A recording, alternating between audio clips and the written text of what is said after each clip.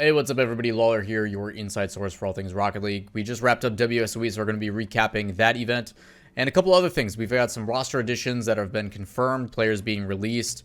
You've also got a $10,000 Japanese tournament, as well as the official schedule for SMUG coming out. But before we get into that, as always, if you enjoy the content, make sure you guys hit subscribe and turn on notifications as well. Any questions, comments, concerns, drop those down in the comments below, and I'll do my best to get back to those in a timely fashion. With that said, let's get straight into the action.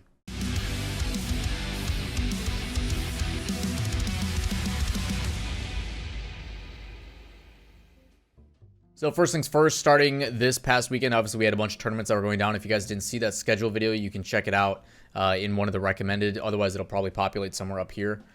But there was a bunch of tournaments. The main one that I'm focused on is WSOE Online III Rocket League. $10,000 tournament in North America with Team Envy, Alpine, Nefarious, Ghost, Energy, Kansas City Pioneers, United, and Down to Earth. The first day on Saturday was all 8 teams playing in a round-robin tournament, where the top 2 ended up progressing through. Envy ends up winning in their group 3-0 over their competition, where Alpine ends up going 1-2, along with the other 2 teams, both Nefarious and Ghost, all trading wins. But because Alpine has the best game differential at -1, they do end up progressing forward. Similar situation in Group B with Energy and Kansas City Pioneers. Energy ends up going 3-0 with a +10 game differential, looking absolutely dominant. And then Kansas City Pioneers, United, and Down to Earth all went 1-2 as well. The difference, though, is that Kansas City Pioneers and United ended up playing in the last match of the night, and they were tied. It was -2 to -2 in game differential, but because KC Pioneers ends up winning in that series, which was absolutely ridiculous in a reverse sweep, 4 overtimes, just a crazy match altogether. And during that match, while I was casting, I got from production saying that United only needed to win 3 matches to clutch it. So it's like, okay, they won the first 3, the game's over. And then I started looking at it, I'm like, no, that math's not correct. Ended up updating it, and we found out that like you were winning and you were inning because you not only have game differential being tied, your record being tied, but then the head-to-head is what comes up next. And KC Pioneers had that over United. So a pretty crazy day there. That was all on Saturday. So our 4 teams were actually the 4 invited teams that ended up progressing forward. Team Envy, Energy, Kansas City Pioneers, and Alpine Esports. As we look at the final bracket, which went down on Sunday, which is the day that I'm recording this video. First up was Envy versus Kansas City Pioneers. And again, it ends up going to 7. Envy starts off in the first game, and then Kansas City Pioneers starts really solidifying their playstyle, really aggressive in the face of the other team. Doesn't really allow Envy to breathe at all. They win 3-1, 3-1, and then 2-1.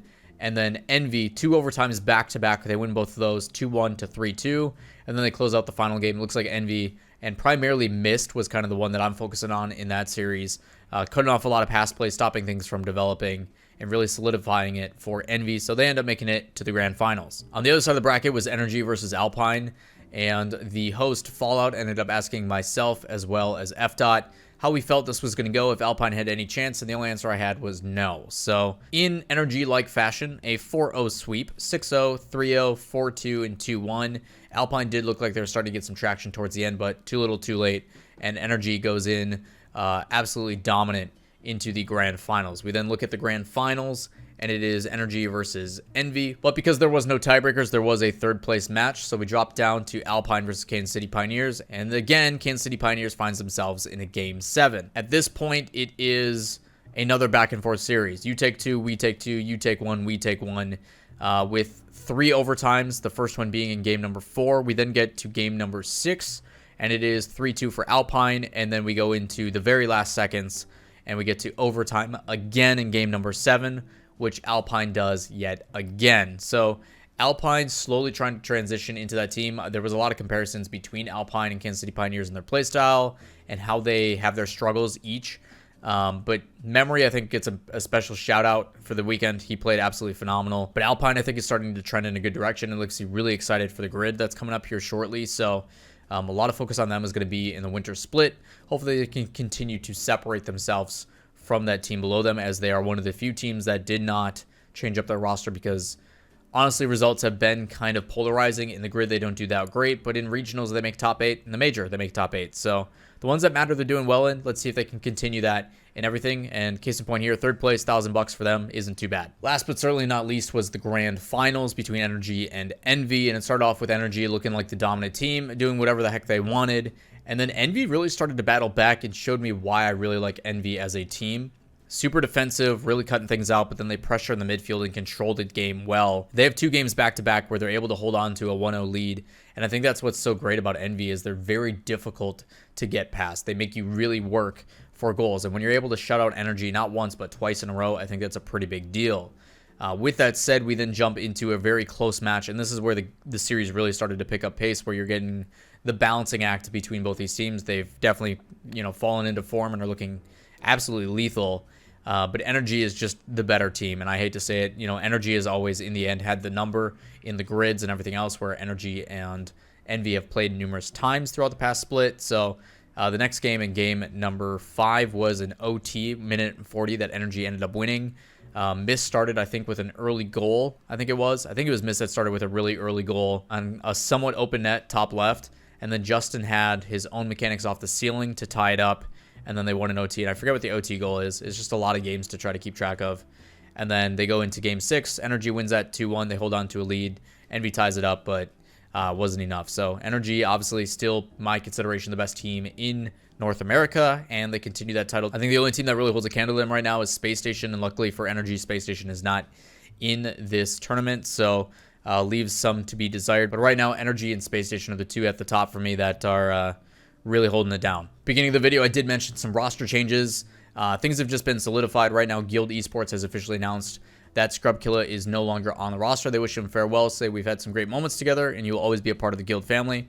We wish you the best of success in your new adventure. And then shortly after, ended up on Guild announcing Deevo, saying we're super excited to announce our new Rocket League signing. He's a former world champ and a veteran with a world of experience. A big welcome to Deevo. We can't wait to get started in the winter split. So the rumors are true, and it is official. Deevo over to Guild, and interested to see how this team is going to play out. Not exactly sure what his fit and what his role is going to be for this team, but he is a very talented player, so excited to see how it ends up. At the same time as WSOE, there was actually a Japanese tournament going on this weekend for $10,000 called the Gulliver Cup. Some notable names like Realize and Conra, players that have made it to DreamHack Montreal as well to compete, were also there.